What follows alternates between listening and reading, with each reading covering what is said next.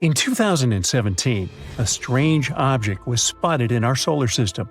It had the shape of a long tube, similar to a pancake. No known asteroid or comet we've seen looks like that. Its exterior was also peculiar. It was at least 10 times more reflective than the average stuff that flies through space, with some saying it had a surface similar to polished metal. When it went past the Sun and left our reach, it accelerated faster than what our gravity could account for. At first glance, it was like this thing had a rocket strapped to its back. This unusual visitor even got a special name, Oumuamua. It comes from Hawaiian and translates to scout or visitor from a faraway land. And because of its characteristics, scientists soon began to wonder if this was at last a visit from otherworldly creatures. Before they went full-on with the science fiction suppositions, astronomers gathered the information they were sure about, starting with the fact that Oumuamua must have come from another solar system. There must have been some unfortunate event in its home system that led to its ejection.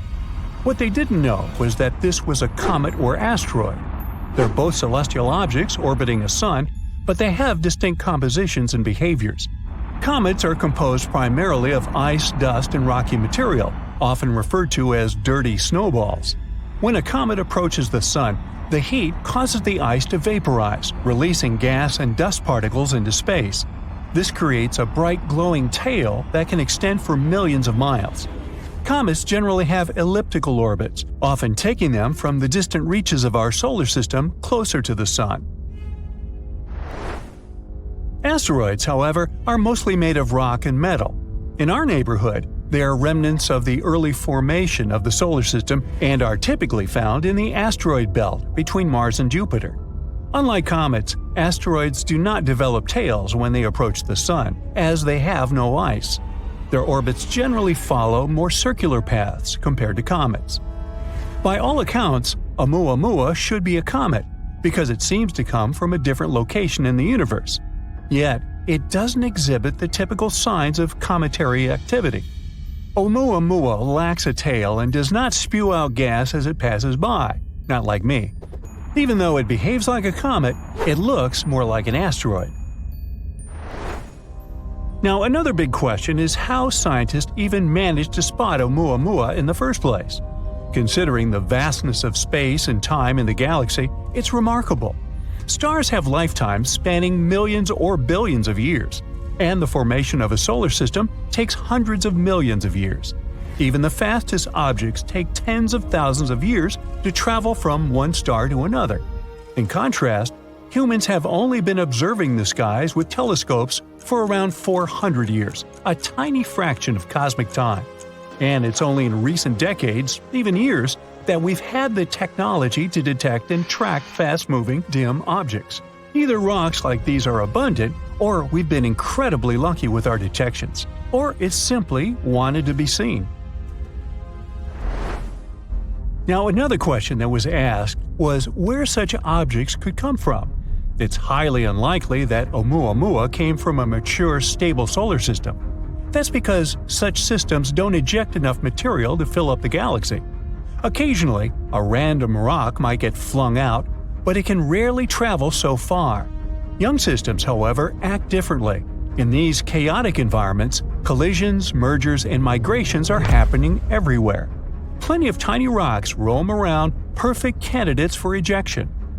The solar system that kicked Oumuamua out must have had a planet similar to Jupiter. Its massive size and gravity could influence other objects in the system, causing potential ejections. But not all solar systems develop Jupiter-sized planets. Often massive planets end up close to their stars, becoming hotter versions of Jupiter. These planets, snugly orbiting a sun, are less likely to eject debris. Now, Neptune-like planets may play a role too. While not as massive as Jupiter, they tend to call the outer regions of solar systems their home. Our solar system has the Kuiper Belt, a reservoir of comets in its outer reaches. During a solar system's early stages, interactions between Neptune-like planets and debris are common. Finding Neptune-like planets in other systems has been challenging, though. Our methods for detecting exoplanets work better for massive objects close to their stars, making it difficult to spot Neptune counterparts farther out. Oumuamua was also linked to a peculiar theory about how life came to be in the universe – Panspermia. Now that's a hypothesis that suggests that life exists throughout the universe and can be distributed between planets by various means, such as asteroids, comets, or even spacecraft. It says that life must have originated in one location in the universe and then spread to other celestial bodies. Fans of the panspermia theory have suggested that such interstellar objects could potentially carry tiny microbes, those building blocks of life between star systems. If such objects were to impact a planet or a moon, they could transfer these materials and seed the celestial body with life. For now, there is no evidence to support the theory that this comet in particular has transported life between star systems. After years of research, the overall consensus became that Oumuamua was indeed a comet. The reason why it moves so strangely is because it might have frozen hydrogen on its surface that reacts when touched by sunlight. The closer it got to our Sun, the faster it became, releasing that hydrogen and also changing its path through our solar system. Its color also supports this theory. It's red, which might mean it's been hit by cosmic rays for a long time.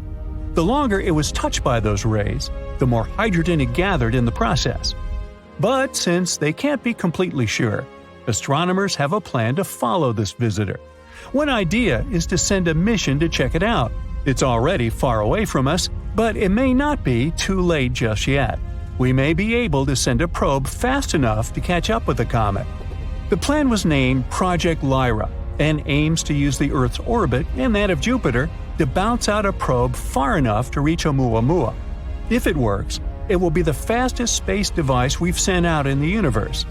One potential trajectory of the space probe involves the gravitational pull of our planet and that of Jupiter as a lasso effect, but not Ted Lasso. The probe will leave our planet and re-enter Earth's orbit before sending it to meet with Jupiter's pull. It will be sent back near our planet a second time, where it will be ejected with enough force to reach the comet. Project Lyra also aims to follow a second faraway visitor named Borisov. This one was discovered by an amateur astronomer and now bears his name. What's interesting about it is that it's, well, spotless.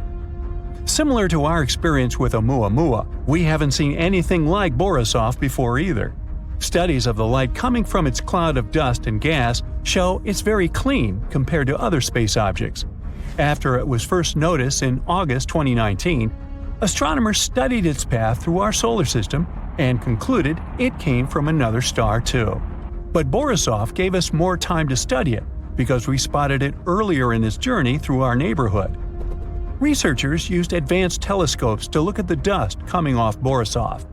They found it's throwing off over 400 pounds of dust every second.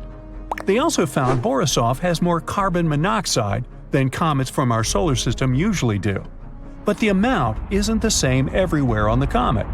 This tells us the space object probably started forming near its home star before moving away, maybe because of larger planets in its system. The light from Borisov is way more polarized than light from other comets we've seen, and its cloud is super smooth. This tells us Borisov has never interacted with another star.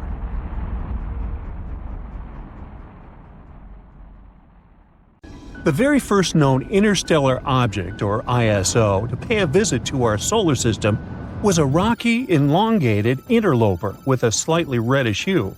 It was spotted in 2017 and was dubbed with the Hawaiian name Oumuamua. It was almost 10 times as long as it was wide, and it was extremely unusual.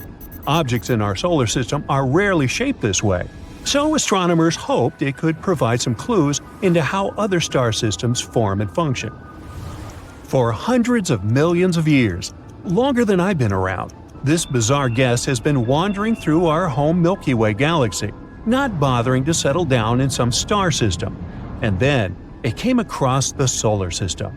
After the space traveler was discovered, hundreds and probably even thousands of telescopes all over the world, including ESO's Very Large Telescope in Chile, sprang into action. They started measuring the object's orbit, its color, and brightness. That's when it became apparent that the space rock had an unusual orbit. Some astronomers suggested that Oumuamua was emitting hydrogen it had picked up during its journey between stars. This was a simple explanation for the mystery that had evoked lots of outlandish theories. When this bizarre guest was first spotted upon entering the solar system, scientists were not sure what its nature was. Some claimed it was a comet. Others disagreed, saying it didn't have the features typical for comets: a visible long tail and a coma, which is a cloud of gases surrounding the nucleus of a comet. Plus, its shape was different from that of other comets. The only thing that made Oumuamua more comet-like was the way it accelerated as it went away from the sun. The unusual object started to slow down on its way out, but in a strange way, as if not only gravity was in play there. It seemed like something was creating a force to counter this gravity. But unfortunately, this theory didn't quite fit either. The problem is that comets usually have large quantities of water ice on their surface, and as the sun heats this ice, it gets ejected as jets of gas. Those jets act as mini rocket boosters. But Oumuamua not only had no tail whatsoever, but it was also too small to capture enough solar energy to support this kind of activity. Of course, this mysterious space visitor caused some more outlandish theories. For example, some people started to claim that Oumuamua could be a spacecraft sent by a civilization living in another star system. However, scientists found a better explanation. A comet that is traveling between stars gets cooked by cosmic radiation. These rays penetrate thick layers of ice, converting up to 25% of water molecules into molecules of hydrogen. And then, this trapped hydrogen gets released when some star warms the comet. The effects of this process are almost invisible. This might be the reason why we didn't see a spectacular tail accompanying Oumuamua. At the same time, the potential comet was so small that this could produce enough force to power its acceleration. As for the amount of ice released as Oumuamua was coming closer to the sun, it was likely too small for astronomers to spot it. Now, even though Oumuamua was the first known interstellar object to enter our solar system, it wasn't the last. In August 2019, Comet 2I Borisov visited us, becoming the second ISO astronomers managed to spot. Now, no one can argue that there simply must be more visitors from faraway star systems than those two. ISOs are rare, but our solar system is pretty old. It must have been capturing some interstellar travelers over the millions and millions of years of its existence, even though they never stayed for very long. One study has taken a closer look at interstellar objects, and they concluded that these space travelers might be caught not in solar orbits, but in near-Earth orbits. The astronomers working on this project even go as far as to claim that there might be a lot of ISOs in orbit around Earth. Now, finding tiny objects in the vastness of the cosmos is extremely tricky. Think about it. What images of distant areas of space do we usually get? Mostly stars. Sometimes unclear pictures of exoplanets. Even more rarely, it can be disks of debris. But fine detail in small space objects? Almost never. So it's actually lucky for us that other solar systems send their inhabitants to visit us. Because by studying ISOs, we gain insight into the formation, evolution, and functioning of other star systems. Have you ever heard of the Oort cloud? It's the most distant region of our solar system, and it's quite unusual. You see, the orbits of the planets lie mostly in the same flat disk surrounding the Sun. But the Oort cloud is believed to resemble a spherical shell surrounding the entire solar system.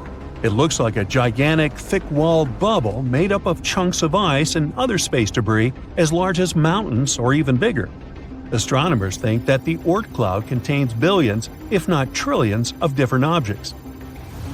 There might also be a connection between the Oort cloud and ISOs. Because scientists think that interstellar objects might outnumber those from the solar system in this region.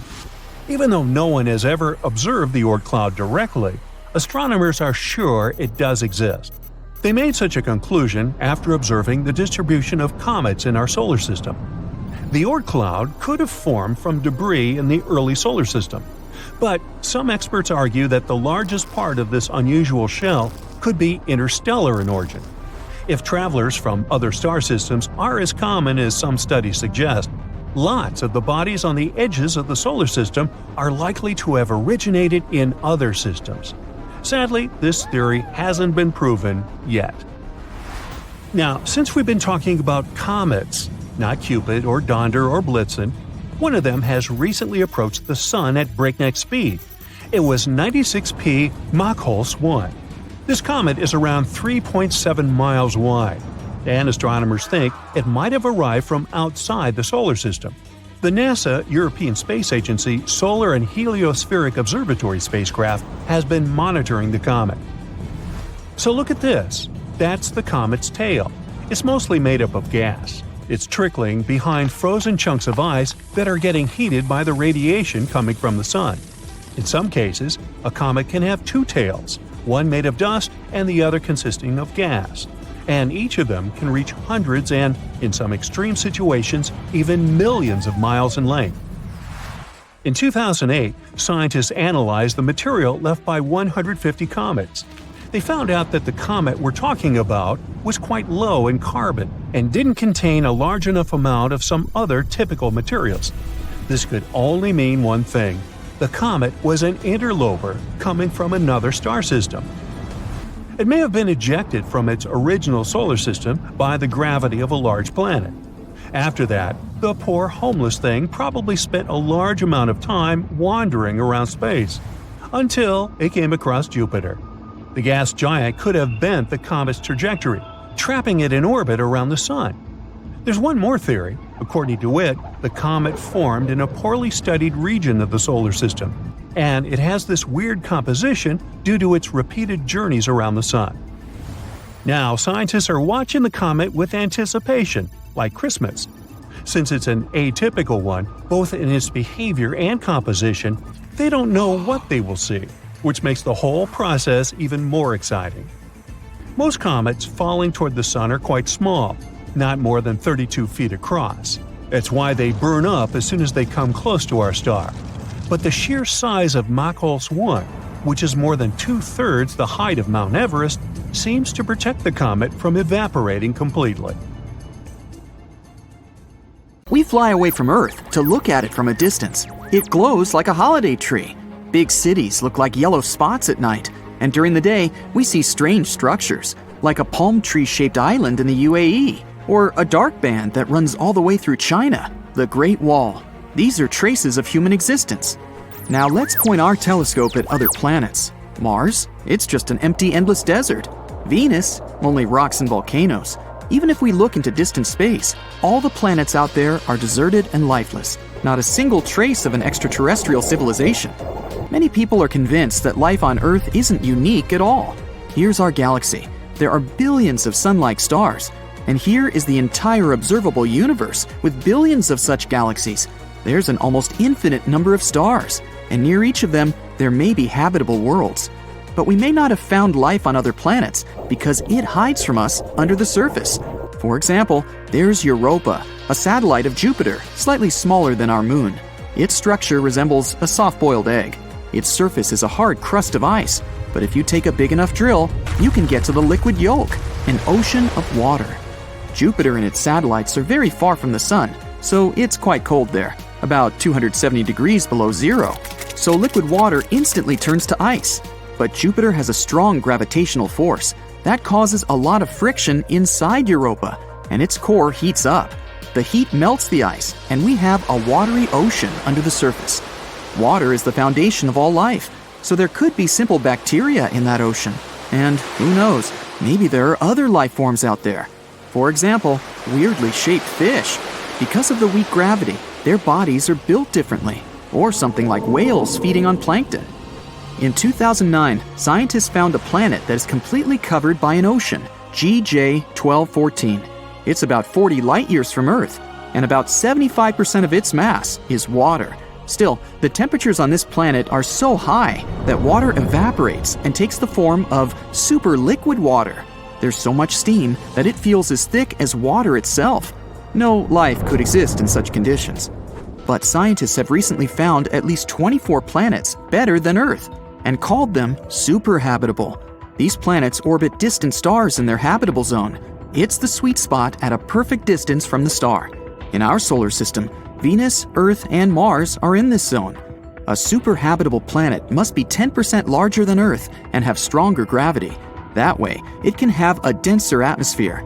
A temperature 8 degrees higher than on Earth would make the planet more humid. This would encourage a variety of living organisms there. These planets may be great for life, but it's hard to tell if there is life there already. The main marker that would confirm the existence of an advanced civilization there might be radio waves. Imagine a habitable planet similar to Earth. In the process of evolution, intelligent beings appeared there, like humans. They're much taller because of low gravity, and their eyes are adapted to the light from another star, much brighter than the sun.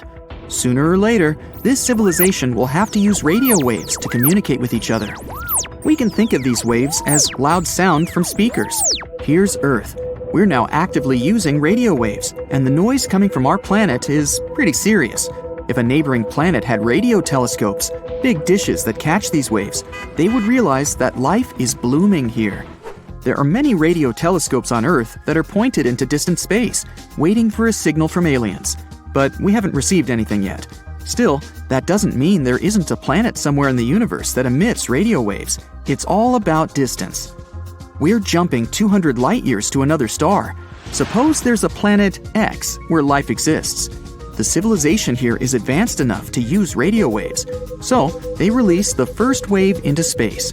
Our radio telescopes won't be able to pick it up until 200 years later. This also works the other way around. Radio communication on Earth has only existed since 1895. Our radio signal won't reach Planet X until 2095, and only then the aliens will hear our voice. But this radio noise doesn't stay for long. Every year, our technology improves, and our radio noise decreases. We're beginning to use mobile communication, cable TV, and fiber optics. This all reduces the volume of our planet in the radio spectrum, and soon we will simply become invisible to other planets. The same thing is happening on the other side. So, the radio waves coming from civilizations are a brief blip on the cosmic scale, and we can't accept radio silence as proof that extraterrestrial life doesn't exist. A giant telescope, which could take a direct photo of a possibly inhabited planet, would change the situation. We zoom in on the photo, and there it is! We see alien cities with tall buildings and lots of antennas. But now, we can't look that far away. We can take pictures of Mars and its satellites, and even their quality misleads us. For example, Cydonia. It looks just like a human face on Mars. We thought there used to be an ancient civilization there that made some sort of sculpture or memorial. More extravagant theories said it was the remains of a giant human, and there's a whole body of it under the sands of Mars. But in fact, it was just a hill. Strong winds blew out some hollows there, and when there was a shadow in those hollows, we took them for human eyes and a mouth. Or a monolith on Mars' satellite Phobos. We found a smooth rock there that was almost as tall as the pyramid of Cheops. The news has spawned many theories about the civilization that built it, but it turned out to be no more than a rock. The infinite number of stars and worlds around them almost guarantees the existence of other civilizations, so why wouldn't they come to Earth, right? We think that life throughout the universe develops in similar scenarios. The emergence of simple life forms, followed by evolution, and growth of a technologically advanced civilization. But, just like on Earth, cataclysms happen there too, causing mass extinctions. Meteorites, for example. Perhaps there was a civilization out there ready to go into outer space, but a huge meteorite, like the one that wiped the dinosaurs off the Earth's surface, made that civilization disappear, and life on that planet began a new cycle from scratch. In addition, the more advanced the civilization, the greater the risk of its self-destruction. Scientists might conduct experiments in machines like the Large Hadron Collider and accidentally create a black hole there. It would begin to swallow everything around it and grow in size. Soon, all the super-developed cities of this civilization and the entire planet would simply disappear. Another possibility for super-advanced civilizations is to travel through wormholes. Those are tunnels in space-time between universes. Aliens might travel through them and lose interest in going back. But it's also possible that life on Earth is unique. That's because our planet was formed thanks to a number of incredible coincidences. The first is the location of our solar system in the galaxy. In the Milky Way, there are constant fireworks of exploding supernovae. The radiation from these explosions destroys everything around it at great distances. Our solar system is right in the sweet spot of the galactic orbit where we're safe from such explosions. Another factor is the moon. One theory of the formation of the moon says that about 4.5 billion years ago, a meteorite the size of Mars crashed into us. If the impact had been straight, the Earth would have just broken apart. And if that meteorite had only scratched the Earth, the pieces would have just flown away.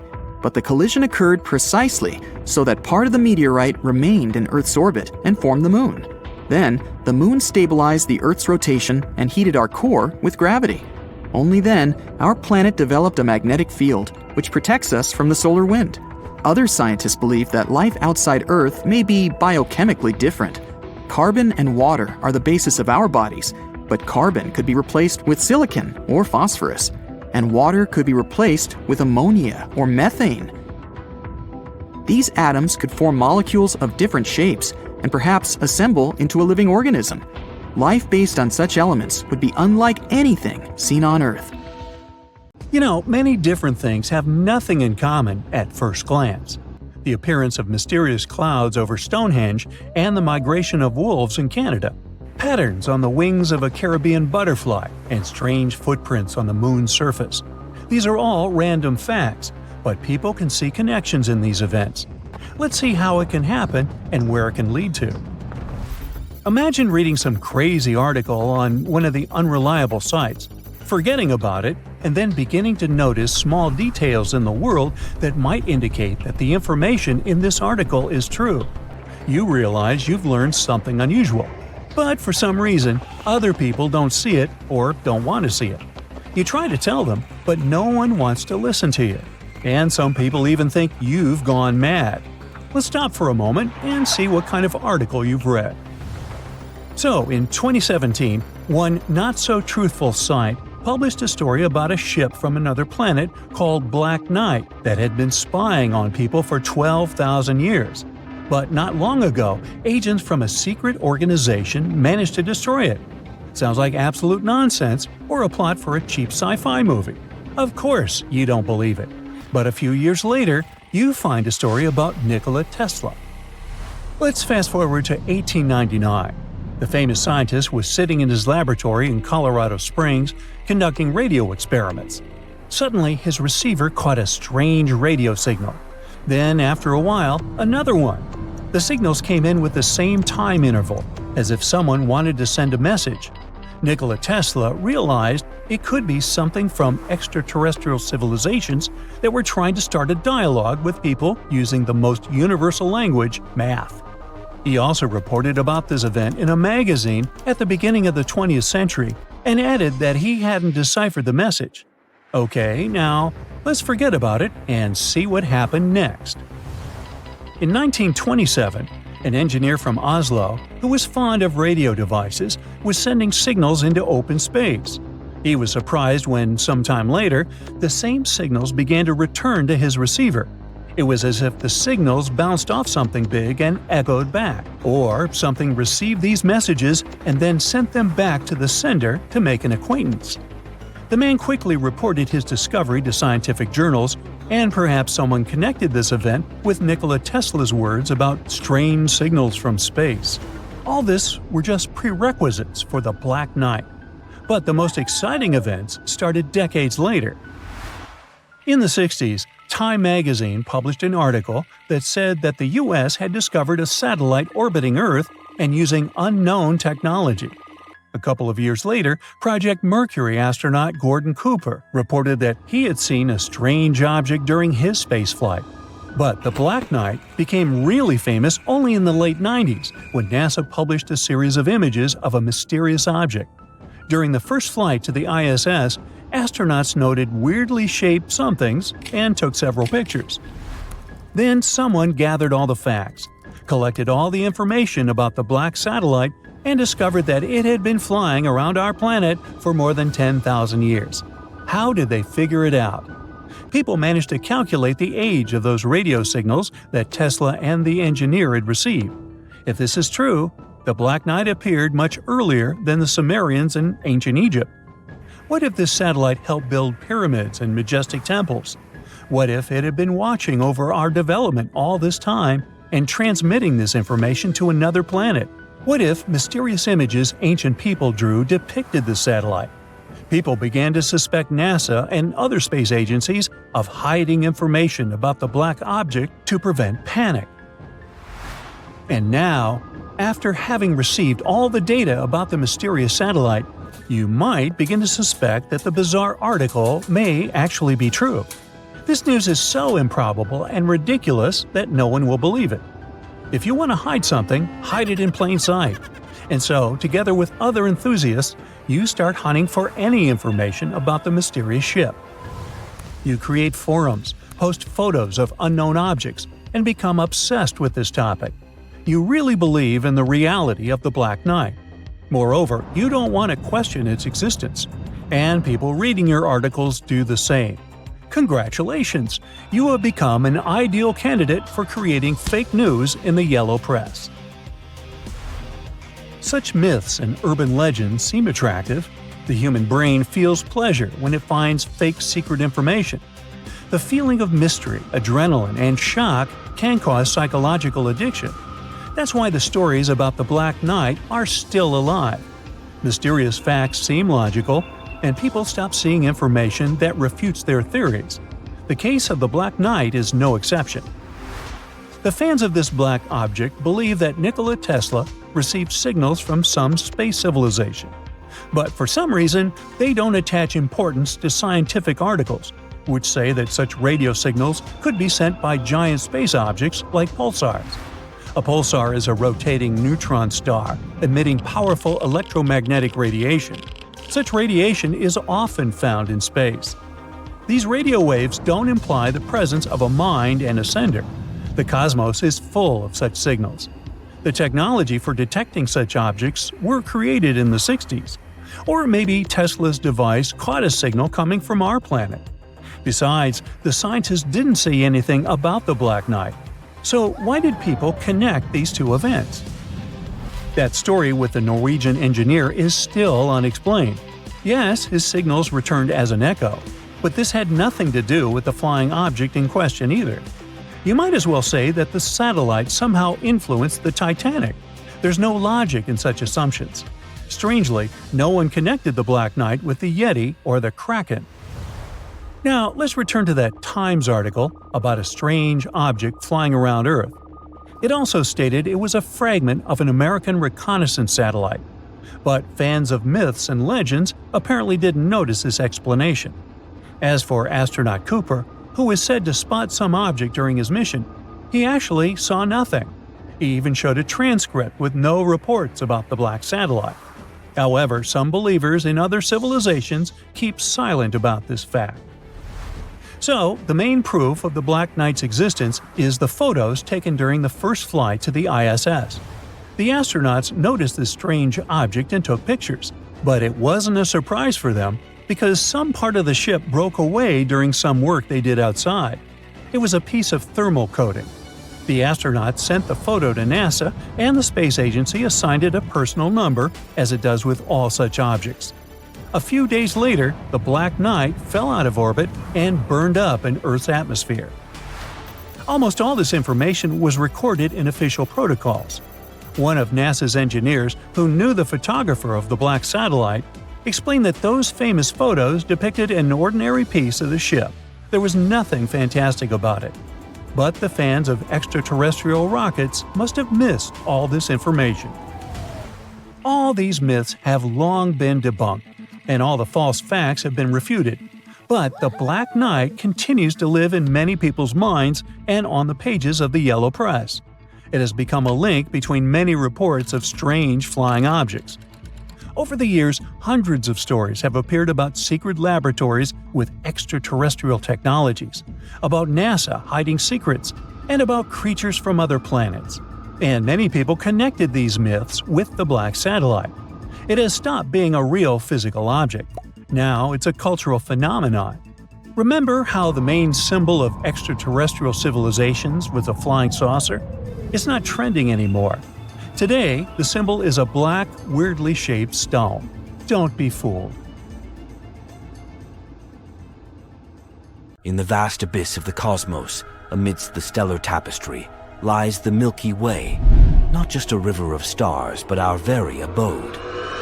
Envision a gargantuan pinwheel spanning eons, rotating in the void of space, a place born from time's earliest whispers, around 14 billion years ago, a dominion of starlight, nebulae, and cosmic wonders, housing not just celestial bodies but stories, yours, mine, and even that untidy child from down the lane.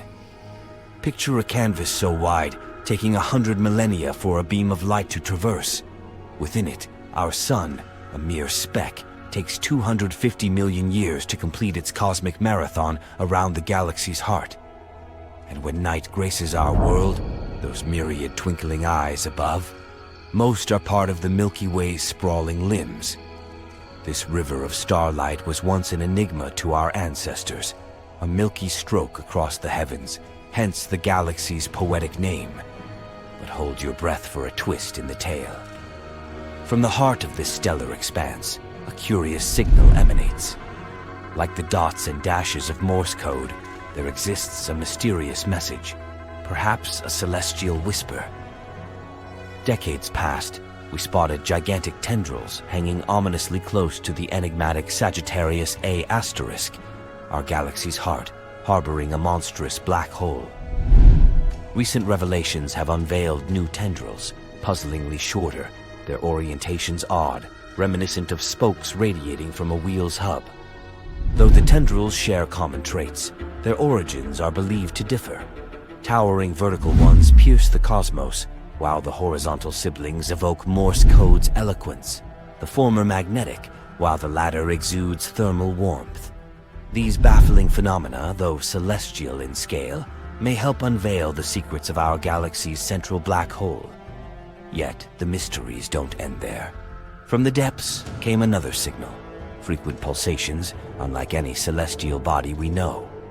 Its origin? Ambiguous. Some speculated to be remnants of a collapsed star, while others pondered the existence of an entirely unknown celestial object. And as if the galaxy wasn't enigmatic enough, a new conundrum arises. Our gamma-ray telescope unveiled an intense glow from the Milky Way's core. For a decade, this luminescence baffled minds. Is it the cataclysmic destruction of elusive dark matter? Or is it the dance of millisecond pulsars, neutron stars spinning at unimaginable speeds? Debates rage, with the pulsars being prime suspects, yet skepticism abounds. Some postulate it could be due to cosmic interactions, while others question the peculiar spherical congregation of these pulsars. The galaxy, with all its grandeur, remains a labyrinth of riddles. All we can do is persist in our quest, diving deeper into the enigma that is our celestial home. Within this vast cosmic theater, every revelation begets more questions, and every answer we unearth draws us further into an intricate dance of wonder and uncertainty. Each star, each pulsar, every tendril is not just a point of light or a phenomenon, but a chapter in the grand tale of our universe. We, as humble residents of this Milky Way, are constantly driven by an insatiable curiosity. With every tool we forge and every telescope we peer through, we seek to understand our place in the vastness, to decipher the messages encoded in the fabric of space and time. These mysteries, from the Morse code-like tendrils to the inexplicable gamma rays, are beckoning calls for humanity. They whisper to us of stories yet to be told, of puzzles waiting to be solved, and of our ever-evolving understanding of the cosmos. In the face of these revelations, we are reminded of how much there is still to learn. And yet, with every discovery, we inch closer to understanding the intricate ballet of the universe. Are we really by ourselves in the universe? It's a daunting question that's been haunting us for centuries. No wonder scientists have tried to come up with all sorts of ideas as to why. One of the strangest theories concerning our lack of contact with other life forms is named the dark forest theory. Let's start small. Well, sort of. We'll focus on our Milky Way for now to better understand this theory. our cosmic neighborhood is a galactic wonderland, sprinkled with 200 billion twinkling stars and maybe around 100 billion planets. So let's get hypothetical for a moment and say a tiny part of those habitats hosts life. Further, out of those life-bearing planets, a few might have evolved into intelligent beings. Given that, you'd think we'd be knee-deep in weird-looking neighbors, some of whom might be actively trying to find us or might just be out there, waiting to be discovered. Now, let's put a little science into this science fiction scenario. We have something called the Drake equation, which is a kind of universal roll call that estimates how many smart civilizations could pop up in our galaxy. You can think of this equation as the super smart roadmap. By playing around with a few important factors, the equation hints that there should be around 20 civilizations just in our galactic backyard. So why haven't we stumbled upon any yet? This theory isn't an easy task. It's a mixed bag of multiple variables, like the average number of planets per solar system that could potentially host life, or the rate at which stars suitable for intelligent life are formed. A tricky part here is that astronomers have yet to solidify the exact values of these variables, which means our calculations are just approximations for now. But back to the Milky Way, shall we? Feed in our hypothetical assumptions, crunch the numbers, and you get at least 20 civilizations. Yet somehow, our cosmic switchboard remains weirdly silent. How come? This radio silence has its own name too, the Fermi Paradox, named after the guy who first thought, "Hey, where is everybody?" over 50 years ago. Since then, we've had a lot of different theories trying to solve this mystery, all tinkering with different aspects of the Drake equation. Some folks think the appearance of life is a rare event. Others think that getting from bacteria to advanced beings is the tricky part. Yet, some reckon that civilizations might either wipe themselves out after a short lifespan or never even get to invent something they could communicate with. But there's one theory that tops all others in its creepiness: the dark forest theory. According to it, the universe is a huge cosmic version of a haunted forest. And other types of creatures are out there, playing a game of hide and seek. They're intentionally keeping silent. Why? Well, the dark forest theory was best explained in a sci-fi novel, and the rationale goes something like this. For starters, every life form wants to stay alive. I'll buy that. If we go with that assumption, it's impossible to be sure whether other life forms might harm you if they get the chance. So, the safest bet is to take them out before they find the right time to do the same to you. Frankly speaking, it's the universe's version of the survival of the fittest. In this scenario, making contact with others becomes the most dangerous game, as it could lead to your location being traced and you being wiped out. How human. This results in everyone keeping quiet, a kind of universal shush, where every civilization tries to hide in utter cosmic silence. But hey, is this just an idea good for a thrilling novel, or does it have some real-world implications?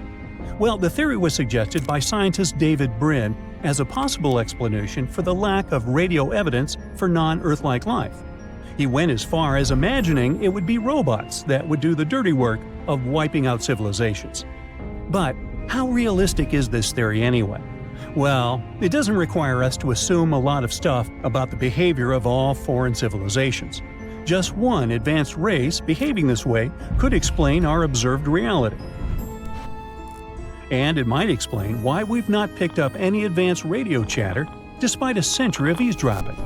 It's possible that other creatures like us are too terrified of being noticed and have gone radio silent on purpose. But, and it's a big but, like mine, it does base itself on the notion that other species share our level of risk aversion and logic, or that there's a rogue civilization out there, picking off anyone they perceive as a threat. And that's a pretty significant assumption. If that doesn't sound creepy, this next piece of information certainly will. For about a century now, we've been shouting our existence into the cosmos. If this theory proves to be correct, every other civilization within 100 light-years of us might be getting our signals and knowing exactly where we are. And if we have reasons to hide from them, as suggested by some like Stephen Hawking, we might already be in trouble. But what if this theory isn't true? What if, sooner than we'd like to imagine, weird galactic creatures will indeed try to reach us? The truth is, most of us wouldn't even know what to do. Hey, let's not get over ourselves. In fact, some scientists are tackling this issue head-on. For the first time since the 1980s, specialists are trying to cook up a how-to guide for when we inevitably bump into cosmic neighbors. For instance, some researchers believe we've got to do more than just worry about how these life forms could shake up our world. If they send any type of radio signals down here, we've got to think about our reply. What are we going to say? Hey, we're humans. Nice to meet you. Absolutely not. We've got to do better than that. See, the only plan we've had till now came from a rough blueprint dating from 1989. This guide is a bit wishy-washy on what to do when the entire world gets the outer worldly text. Mostly it says, hey, let's share the news with everyone. But then what? If we confirm it's legit, officials will need to ask the United Nations for advice. But hey, does the United Nations even have a plan? Maybe, who knows? We've been doing loads of space exploring lately. Some say we've stumbled upon water on Mars. Others are sure we've spotted some planets that could be twins to Earth. So, the idea of finding life elsewhere isn't that far-fetched. But even after 100 years of trying to chat with cosmic beings, it's still a one-sided conversation. This new protocol isn't just about chatting up outsiders. It's also going to act as our cosmic voicemail, checking messages from outer space. It aims not just to decode the external lingo. It's also planning to figure out what these messages could mean for us. The plan is also to draft reports about how different policies could impact us and set up guidelines on how to respond to these space texts. So, will we ever get a message from our cosmic mates? Only time will tell. But what we do know is that we just can't wing it. We can't be caught off guard and start a planet-wide frenzy when we get that otherworldly WhatsApp. We gotta have a plan, and we gotta have it ready for when we're face-to-face with the real deal. I mean, we've come across a lot of potential such sightings, but none of them proved to be genuine. On that note, U.S. authorities checked over 100 cases of weird stuff going on in the skies. I'll spare you the details, but not one green creature was ever found. More like drones and similar stuff floating around. So, as we stand on the cusp of this potentially game-changing event, we must strive to be prepared. Whether our intergalactic neighbors drop us a text tomorrow or centuries from now, we need a plan. After all, this could change everything we know about our universe and our place within it. Hundreds of millions of rocks orbit the Sun within the asteroid belt between Mars and Jupiter, but only some of them come relatively close to Earth. NASA classifies asteroids orbiting within 30 million miles of our planet as near-Earth objects, and inside this group, there are particularly worrisome objects. Those are so large and orbit so closely to our home planet that they could turn into a real threat to the world should a direct collision occur. At the moment, NASA is keeping a close eye on an asteroid named Bennu. It's a fairly large space object that might smash into our planet in 159 years. According to the experts, the asteroid, which was first spotted in 1999, is quite likely to drift into the orbit of our planet. If it happens, it might collide with Earth by the 24th of September, 2182. Asteroid Bennu is thought to be taller than the Empire State Building. If that hits our planet, the collision will release 1,200 megatons of energy. That's an enormous amount of energy that nothing built on Earth could produce. Scientists from NASA believe that during the flyby in the 22nd century, there's a tiny chance that the asteroid will pass through a gravitational keyhole. That's a region of space that might set the space traveler on a certain path, which could result in the asteroid crashing into Earth. Bennu flies by our planet every 6 years. It has had 3 close encounters with Earth, in 1999, 2005, and 2011. These days, scientists estimate the chance of the asteroid hitting our planet by 2182 as 1 in 2,700. That's more than 5 times a person's chance of being struck by lightning. But even though Bennu's chance of colliding with Earth are quite low at the moment, the space rock has still been categorized as a, quote, potentially hazardous asteroid, all because it might come as close as 4.65 million miles from Earth. That's the reason why it's also classified as a near-Earth object. Bennu is a carbon-rich asteroid that was formed in the first 10 million years of the history of the solar system. That's around 4.5 billion years ago. No wonder this space body holds precious clues to the origin and development of the rocky planets of our solar system, which are, as you recall, Mercury, Venus, Earth, and Mars. Even better, it may contain organic molecules, similar to those that are crucial for life to evolve. In 2020, NASA's Osiris-Rex managed to briefly touch the surface of the asteroid. It collected some samples and propelled off the space rock afterward. For NASA, it was the first mission of this kind. But it won't probably come as a surprise that Bennu isn't the only asteroid we should worry about. Asteroid 99942, Apophis, is another space body we'd better watch out for. It's a near-Earth object about 1,100 feet across. It was discovered in 2004, and at first, it was identified as one of the most dangerous asteroids ever detected. Apophis gained notoriety very fast. It was believed to pose a serious threat to Earth. Experts predicted that it would come uncomfortably close to our planet in 2029.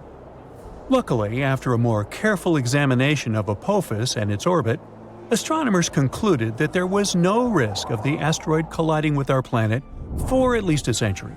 The risk of an impact in 2029 was ruled out completely, as well as the potential impact that could be caused by the asteroid's close approach in 2036.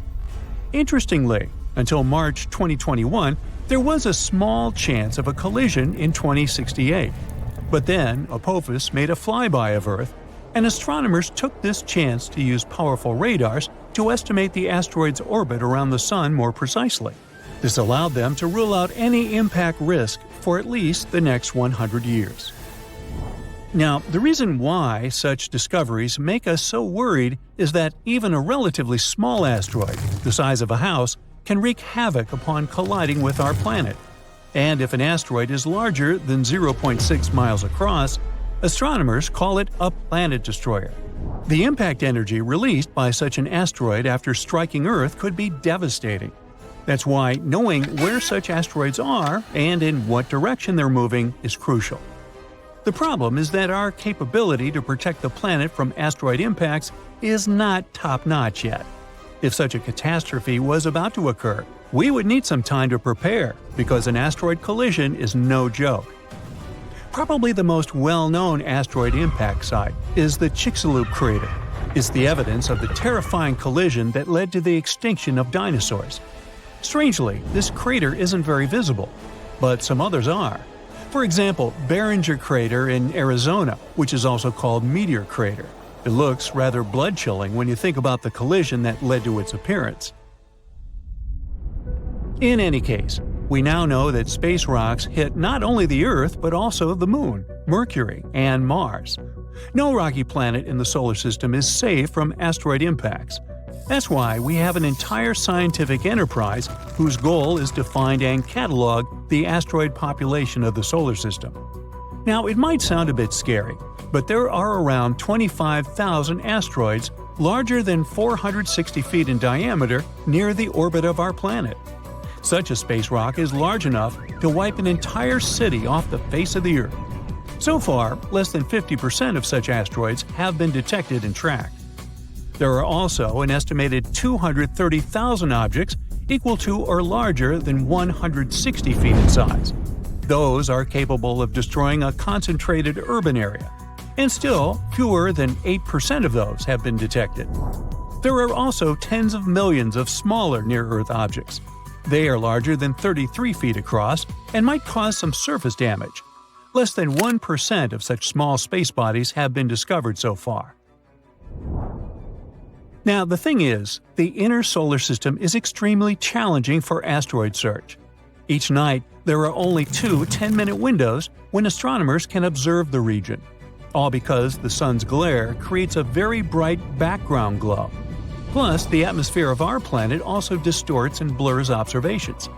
Spotting asteroids in such conditions is beyond the capabilities of most telescopes. A unique instrument is needed to fulfill this task, and the tool of choice is the Dark Energy Camera at Cerro Tololo Inter-American Observatory in Chile. This device wasn't designed to hunt asteroids. Researchers built it to search for another elusive target, dark energy, the mysterious force driving the expansion of the universe. The DEC is supposed to observe hundreds of millions of galaxies. That's why it's both wide and deep. This way, it can both peer deep into the universe and capture a wide field of view, which helps it record the motions of galaxies and the conditions in the early age of the universe. But it also means that the DEC is perfectly suited to spotting asteroids near the Sun. Inner asteroids are rare, and deep images are necessary because such asteroids are faint. Scientists need to be able to fight both the bright twilight sky near our star and the distorting effect of Earth's atmosphere, and the DEC can help them achieve their goal. The Dark Energy Camera was built to carry out the Dark Energy Survey, which finished in 2019. Now astronomers can direct the power of the camera towards other tasks. They claim that the DEC's survey is one of the most sensitive searches ever performed for objects near Venus's orbit and within the orbit of our planet. It provides us a great chance to find out what kinds of objects are lurking in the inner solar system.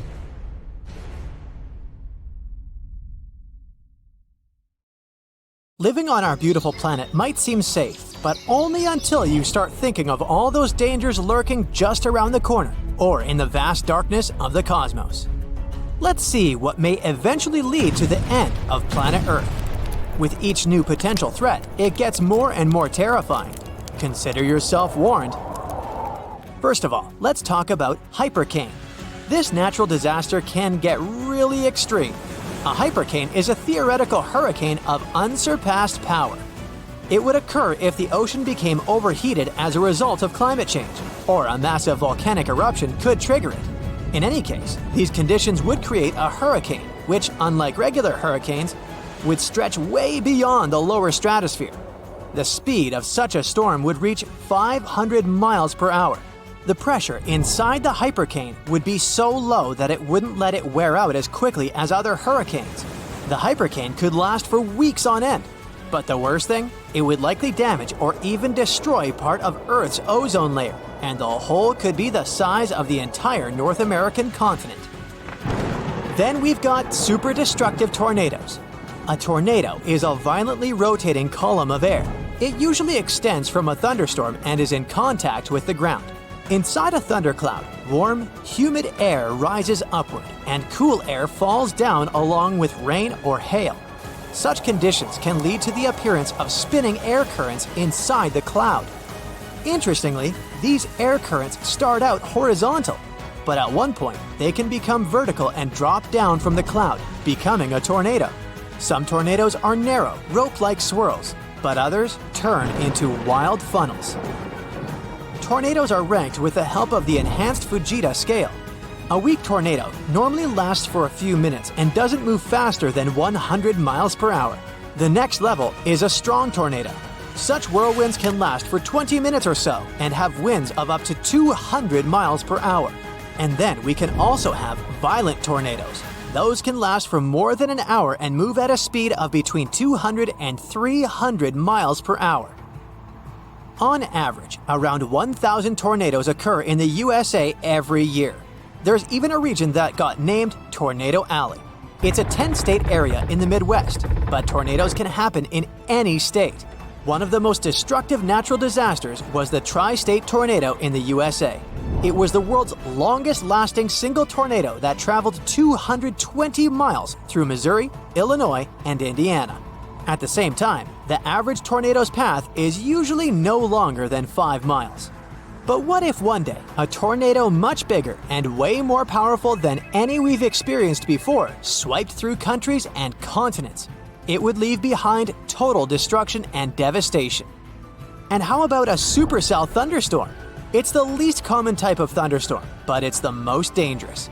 It's likely to cause severe weather, damaging winds, very large hail, and even violent tornadoes. What makes supercells unique is a deep and persistent rotating updraft called a mesocyclone. Supercells can potentially last for hours and cause great havoc. An asteroid impact could end all forms of life on Earth too. If a space wanderer was large enough, it could cause widespread devastation, like it happened with the 9-mile-wide asteroid from 66 million years ago. It's rumored to have destroyed 3/4 of the planet's plant and animal species, including dinosaurs. Depending on the asteroid's size and the speed of its approach, the impact could lead to massive fires, tsunamis, and the eternal winter effect. It happens when the debris ejected into the atmosphere blocks sunlight and disrupts the global climate. Luckily, we'd probably notice such a large asteroid coming close to our planet with the help of our equipment long before the collision and would have enough time to get rid of this threat. It would be our very own sun that would bring our world to an end. Our star is a gigantic, constantly changing ball of molten gases. Every once in a while, it spews out bursts of energy, solar flares. They often go hand in hand with something called coronal mass ejections. Those are giant bubbles of ionized gas that can accelerate to incredible speeds. The most powerful volcanic eruptions pale in comparison to solar flares that release 10 million times more energy. Within a few minutes, one solar flare can give out billions of tons of charged particles. Solar flares are also insanely hot, with the temperatures reaching several million degrees Fahrenheit. Astronomers believe that such bursts of solar radiation happen when the sun's magnetic field gets twisted in some regions. At one moment, all the pent-up energy is released. The star sends out light and particles, mostly electrons and protons. Most solar flares last for minutes, but some continue for hours. Scientists classify solar flares depending on how brightly they shine in X-rays. You aren't likely to notice the tiniest flares if you don't have special equipment. Medium solar flares lead to fleeting radio blackouts at the poles, but nothing too serious. It's X-class flares people should worry about. They cause the strongest and longest-lasting solar storms. Now, if you had gamma-ray vision, you'd be able to see immensely bright flashes. They occur every day, outshine everything around you, and then disappear again. Those flashes are gamma-ray bursts. One of them could wipe out Earth's atmosphere. The flash that might ruin our planet would most probably be born in a faraway galaxy during a merge of two collapsing stars. It would be immensely powerful and super bright. Still 1,000 light-years from Earth, it'd already shine as bright as the sun. Our planet's atmosphere would try to protect us, but its natural shield wouldn't last. The radiation would be so powerful that it would literally cook the atmosphere. It would create nitrogen oxides that would destroy the ozone layer. Without this layer, ultraviolet rays coming from the sun would be hitting Earth's surface at full force. They would wipe out tiny plankton in the ocean. But these plankton produce from 50 to 70% of all oxygen in the world. So, with their disappearance, there would be a severe lack of oxygen, which would lead to the disappearance of life on the planet. In the end, the heat and ultraviolet light coming from the sun would turn the planet into a huge chunk of rock. And what if we came across a wandering black hole? You might know that a black hole is a region in space where gravity is so powerful that not even light can escape its clutches. Luckily, the nearest to us black hole is 1,500 light-years away. It seems that we have nothing to worry about until we learn about wandering black holes. Now, things definitely get way creepier. If such a black hole entered the solar system, Earth would be doomed. We wouldn't stand a chance against this space monster. In 2020, 13 wandering black holes were spotted not so far away from our planet. But not far away in space terms means around 1 billion light-years away, so we've got some time left. Plus, the possibility of such a disaster is very, very low. One day, a rogue planet might push Earth out of the habitable zone and into an extreme orbit farther from the sun. Then the climate all over the planet would start getting colder and colder. Don't forget that the farther our planet is from the Sun, the weaker the star's gravitational pull on our planet is. In the end, our beautiful Earth would get too far away from its main source of light and heat. It would turn into a lifeless piece of rock covered with a thick layer of ice. Or the Sun might expand and turn into a red giant. If it happened, it would change the entire habitable zone of our solar system. The disaster would start with our star running out of hydrogen in its core. This would trigger a chain of reactions, which would eventually lead to the core of the Sun heating up and getting denser. As a result, the Sun would get way larger than it is now. During this transformation, the Sun would swallow Venus, Mercury, and Earth. In 2007, astronomers spotted a massive 54-ton asteroid roaming space relatively close to our planet. But later they lost track of it. That's why the space rock was declared a lost asteroid. Almost 2 decades have passed since then.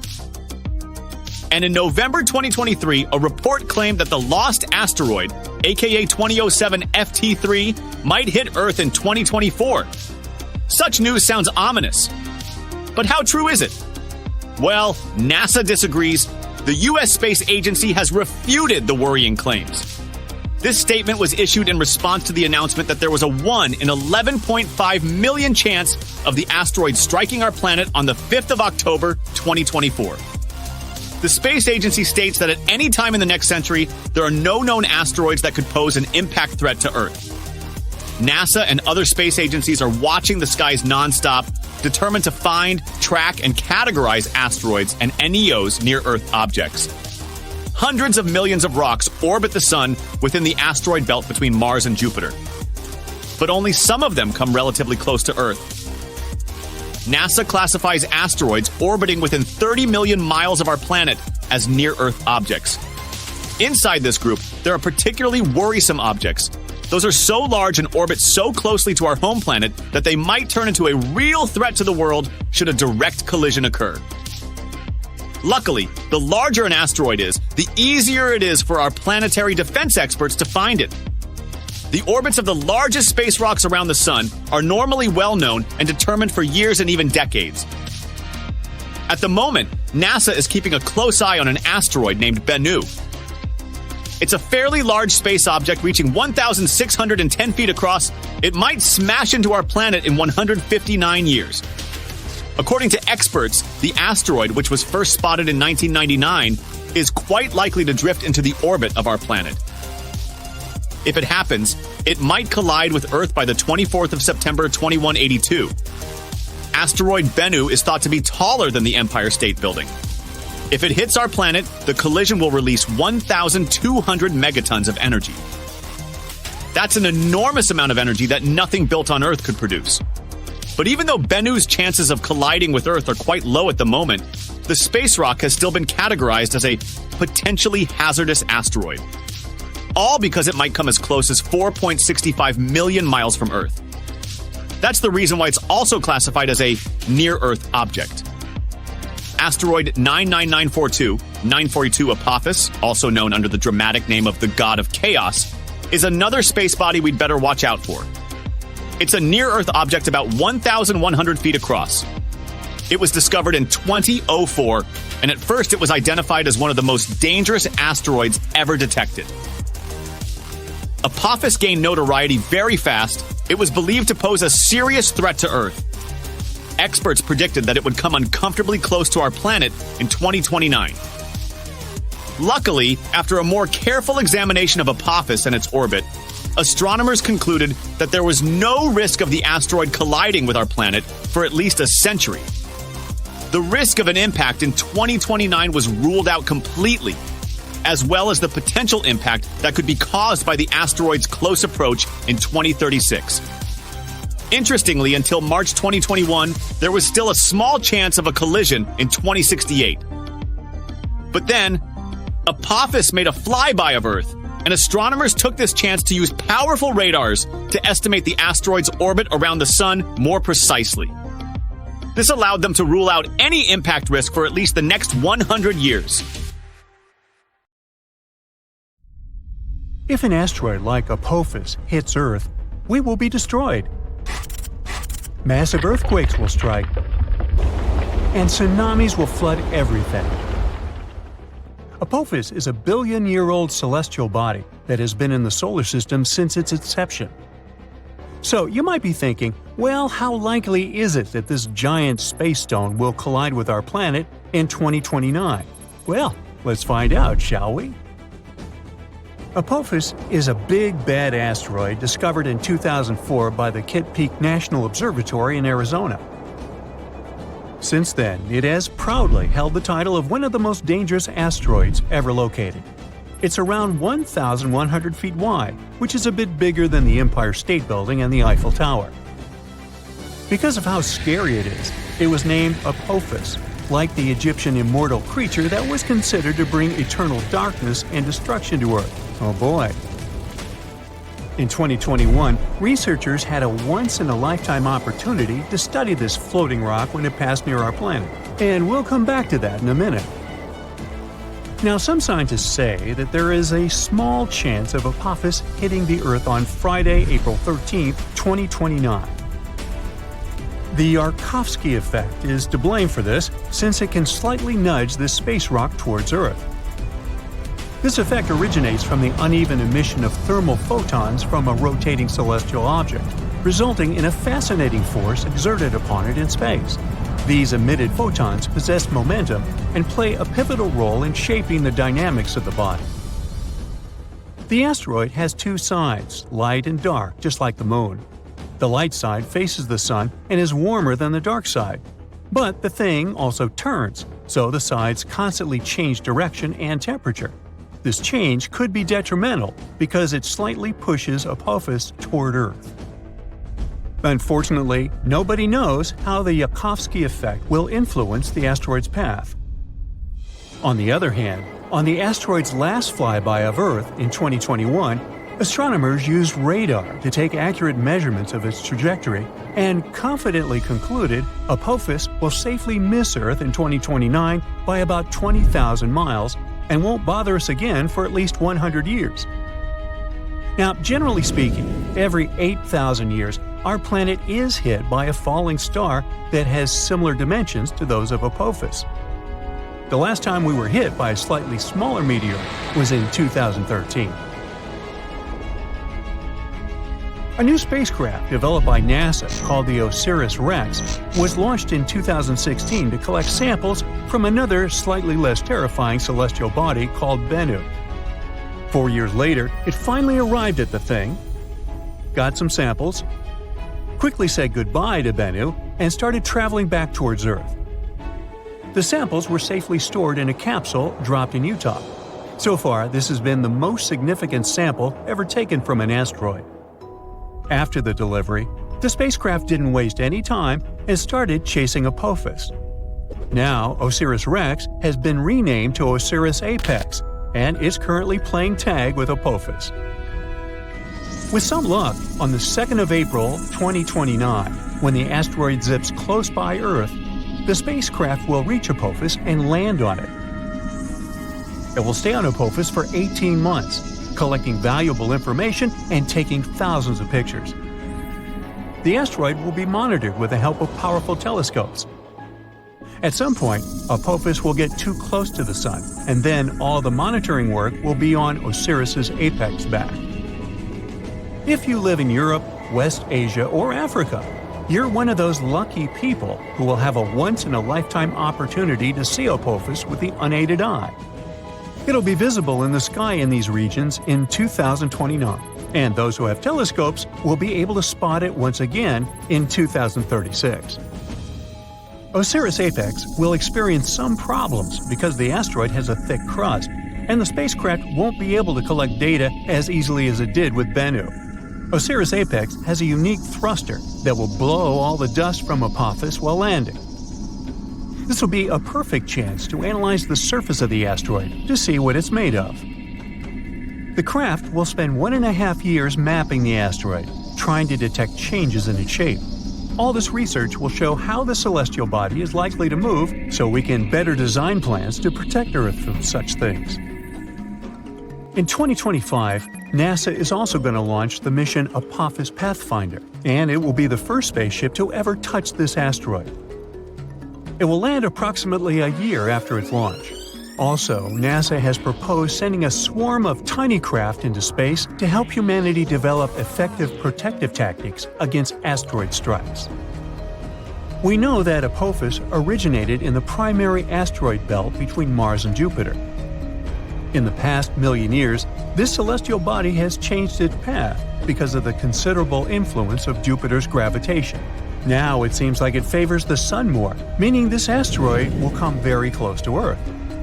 That's why it's classified as a near-Earth celestial body. A lot of tests and research have been done to find a way to deal with asteroids.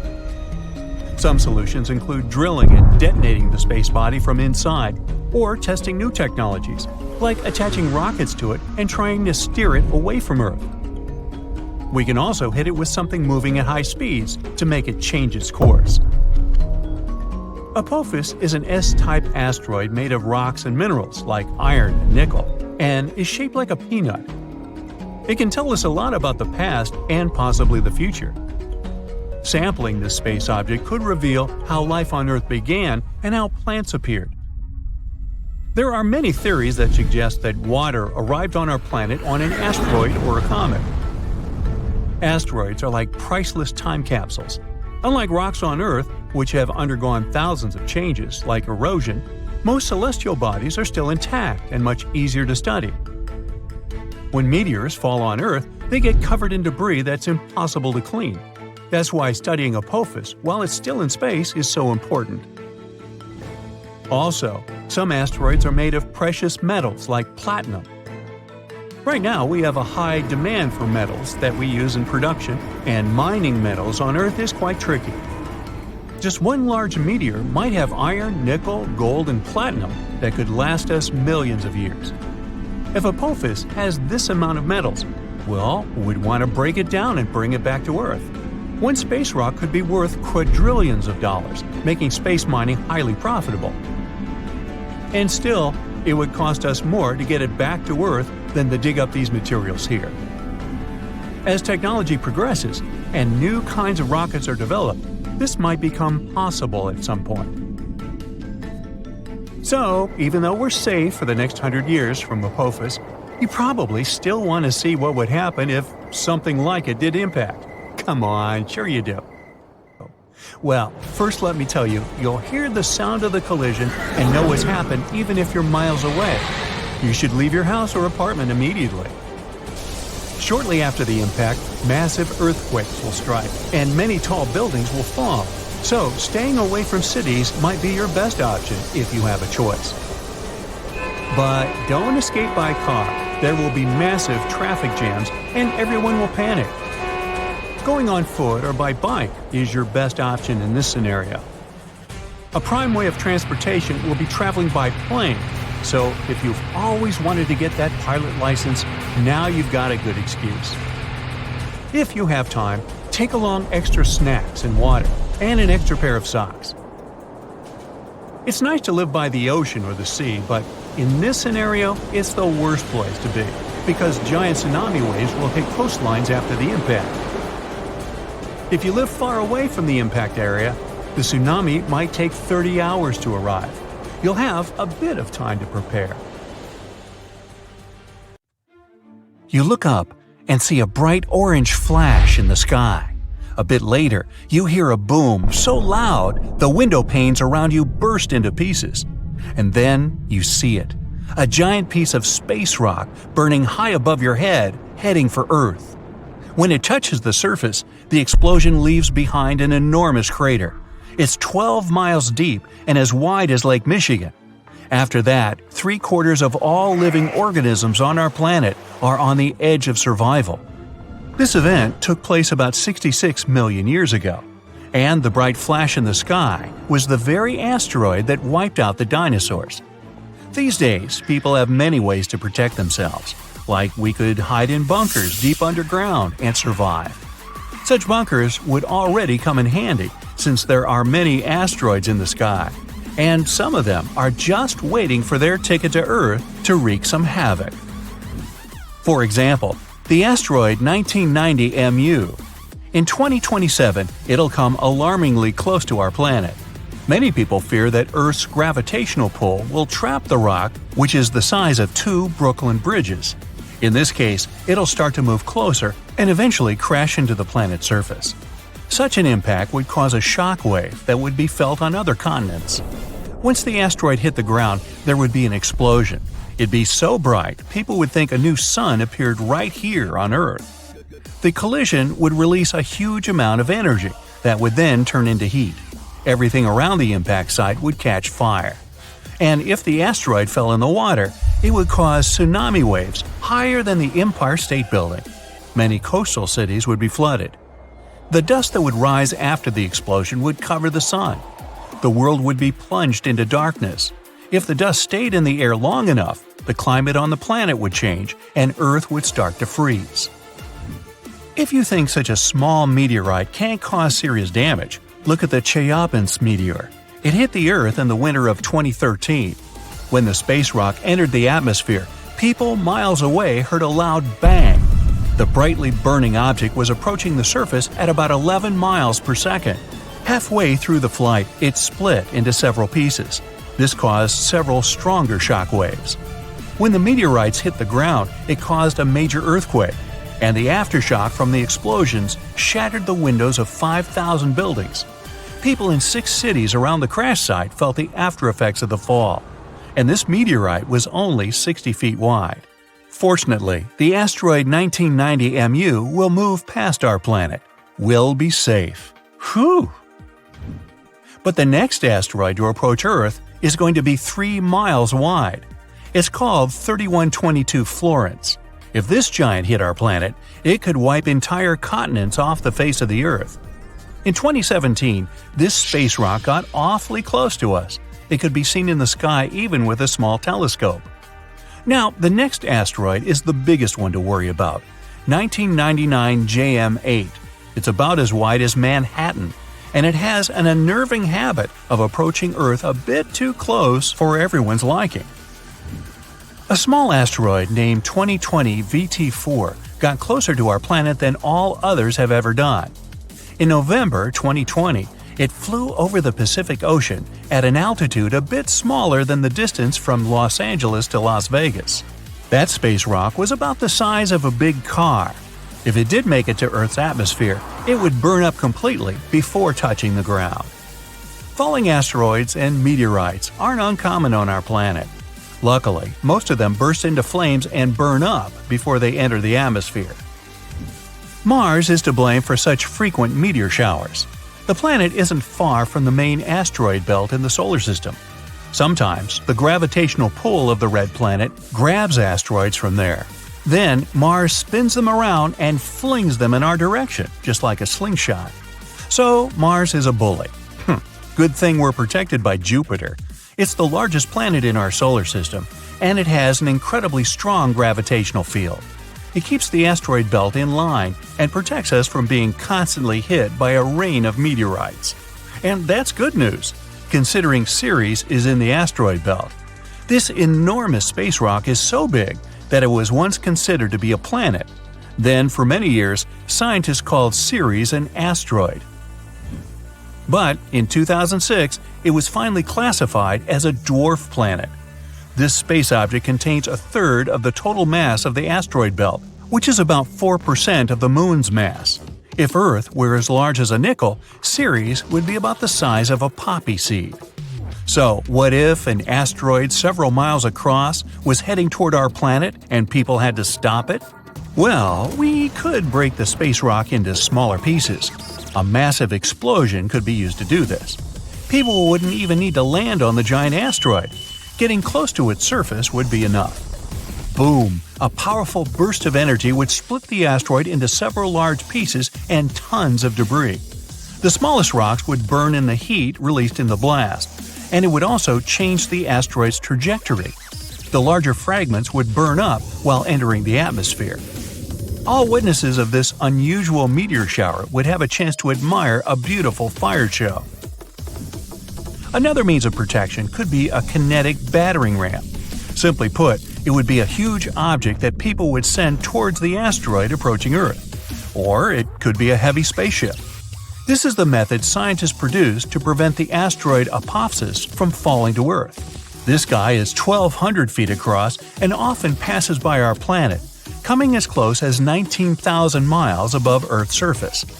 The asteroid is going to pass close to our planet again in 2029, and there is a possibility that in 3036 it might crash into the Earth. If it happened, the explosion would leave a crater more than 3 miles across. Within 6 miles of the impact zone, all buildings and subway tunnels would be crushed or severely damaged. The event would also trigger a powerful earthquake.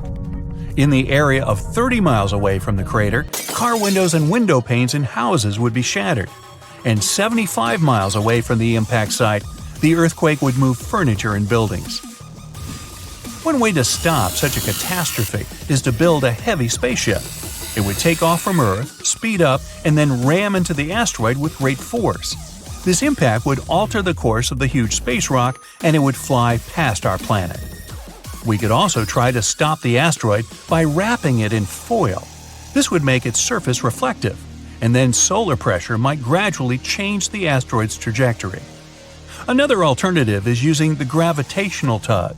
In this case, we would send an unmanned spaceship, large and heavy, toward the asteroid. It would fly over the space rock and slowly draw the thing closer with its gravitational pull. A small change, of course, would be enough to make the asteroid fly past our planet. Another way to protect Earth would be to build a system of giant lenses in space.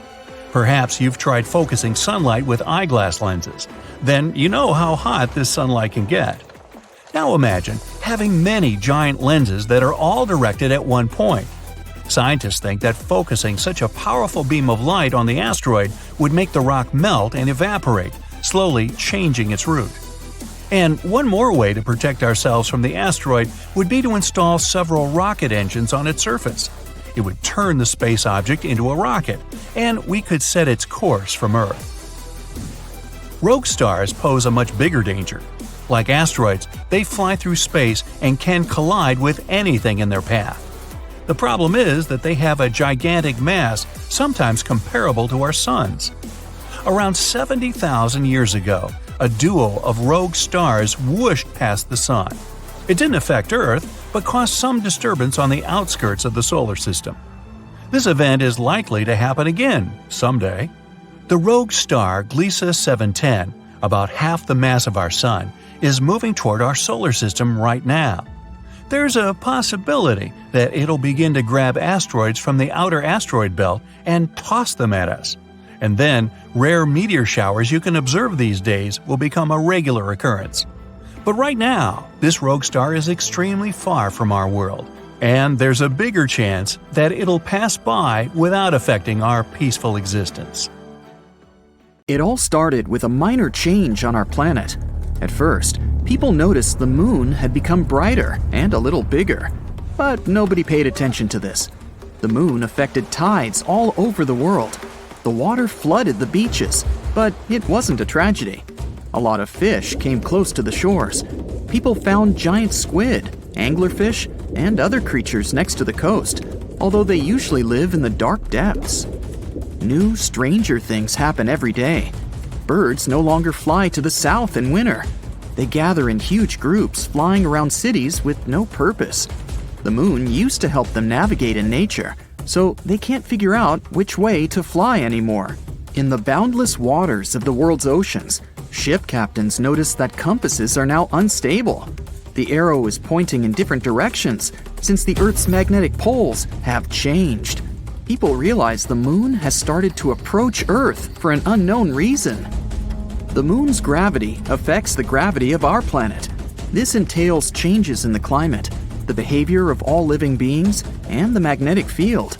Now, it rains in the driest places and gets hot in the coldest lands. It's knocking down ecosystems all over the planet. People living near forests hear wolves howling all the time. The moon drives these animals mad. The Earth's natural satellite is growing in size and lights up the night much brighter. Nothing critical has happened yet. People don't panic because they don't want to believe the end is coming. But then, one day, the moon reaches a critical point. You're walking down the street listening to music, and at that moment, someone pushes you. Okay, maybe that guy is late for work. You keep walking, and a girl coming by hits your shoulder. "I'm sorry," she says, and goes away. You've noticed the fear in her eyes. You look ahead and see people running towards you. You take off your headphones and hear screams and sirens. People leave their cars and run away. Hundreds of seagulls are flying in the sky. You hear a strange noise among all the sounds of chaos. It seems to be water. How is this possible? You're in the city center, a few miles from the shore. But there's no time to think. You notice a huge wave flooding the streets and heading straight to you. You run into a building and go up to the 10th floor. From here, you're watching the water filling the city. The strong stream blows all cars, one-story buildings, and trees off the road. You notice a shark and other fish in the water. People are hiding in houses and on the roofs. The whole city is quickly plunging into a catastrophe. The TV is working in the building where you're hiding. You learn that floods are occurring all over the world. Massive tsunamis cover coastal cities. In some places, waves reach the height of a 30-story building. Many towns have been washed off the face of the earth. The moon is too close to Earth, and massive floods are just the beginning. The moon flies around Earth and helps to keep our home on its axis. The moon provides climate stability and helps living organisms develop. But now, this balance is broken. The moon is approaching and changing our planet's gravity. Earth can tilt slightly to the side and provoke massive floods around the world. Imagine that you're holding a round glass of water. Tilt it a little. See how the liquid moves from one side to another? The same thing is happening now with the oceans. But the moon is not just approaching us. It's flying around the planet and getting closer with each circle. It causes natural disasters in different locations on Earth all the time. Now the ocean floods one side, and a few hours later, another. So you see all the water going back from the streets to the shore. The oceans may return to the city again by the end of the day. Wait a minute. It seems the end of the day has already come. You notice that the sky has become dark. It's weird, because it's only 3 p.m. The moon changes Earth's rotation speed and makes the day go faster. The moon covers almost the entire sky and brightly illuminates our planet. You see huge lunar craters. It's so close that you can still see it even when the sun shines. In some places, the passing moon obscures the sun. The water is leaving the streets and everyone goes outside. At this moment, an earthquake begins. The road is cracking and the houses are collapsing. There are landslides on the street. Tectonic plates are shifting all over the planet. Imagine two magnetic balls that are approaching each other. So, one ball is the moon and the second one is Earth's core. What do you think will happen to what's above the core? That's hundreds of thousands of miles of the Earth's crust. And now, it's all moving. Destructive cracks are emerging all over the world. The planet's highest mountains break down and turn into a pile of stones. The seabed cracks and releases magma from the underground depths. Volcanoes wake up and erupt magma. Clouds of volcanic ash cover the sky from the sun and the glowing moon. But the scariest thing is still ahead. A collision is inevitable. The moon flies around the planet like a ball in a round glass with a hole in the center. This force drives clouds all over the planet. Now there's a thunderstorm, but in 5 minutes, it will be snowing. Then the night comes, and it starts raining. Water droplets consist of mud and volcanic ash. It's difficult for people to breathe without gas masks. Atmospheric pressure is constantly changing. Some people experience severe migraines, and some have sore joints. But there's no time to think about your health. Humanity needs to figure out how to save itself from the collision. A new gravitational order will come when the moon crashes into Earth. Continents will change their shape. They will combine into one giant piece of land or split into 100 smaller ones. The energy of the collision can burn all the oxygen in the atmosphere and make the planet unsuitable for life. Hiding underground also makes no sense because of deep earthquakes. People decide to spend their last hours with loved ones and their families. The moon is getting closer. It's now at the same distance as the International Space Station. The moon covers the sky. Many cities are in the shadows because of the waves. Tsunamis, several miles in height, crash down on the ground. Millions of tons of magma collide with the ocean. Billions of gallons of water just evaporate. Moisture rises into the air, mixes with ash, and floods the land in the form of giant cumulus clouds. You've accepted the complete destruction of the planet, but something strange happens to the moon at this moment. You notice giant cracks appear on it. The moon slowly begins to divide into two parts. Both halves crumble into hundreds of large pieces. It's just falling apart. The Earth doesn't have a natural satellite anymore. It's just a pile of giant space rocks. But why is this happening? There's a space around our planet called the Roche limit. In this place, the gravity of Earth is stronger than that of the moon. This means that the forces holding the moon together are weaker than those that tear it apart. People are cheering. The Roche limit has saved the planet. The moon won't hit us. It breaks up into millions of fragments and forms a circle around our globe. Now, Earth looks like Saturn. A belt of moonstones surrounds us. Huge chunks destroy everything in their path, all the space debris. The satellites are no longer working. Humanity loses its means of communication and navigation. People will have to use paper maps again. The moon held our planet's orbit at a certain angle before these events. Now the axis is tilted differently. One hemisphere becomes closer to the sun, and the other plunges into shadow. The North Pole and the Arctic may turn into hot deserts, and the equator of the planet may be covered with ice. Winter and summer can last for years. The moon's remnants fly around Earth, but some of them fall on our planet. Lunar meteor showers destroy cities and create giant craters. All these events lead to the massive destruction of life on Earth. It will take hundreds of thousands of years to adapt to the new world.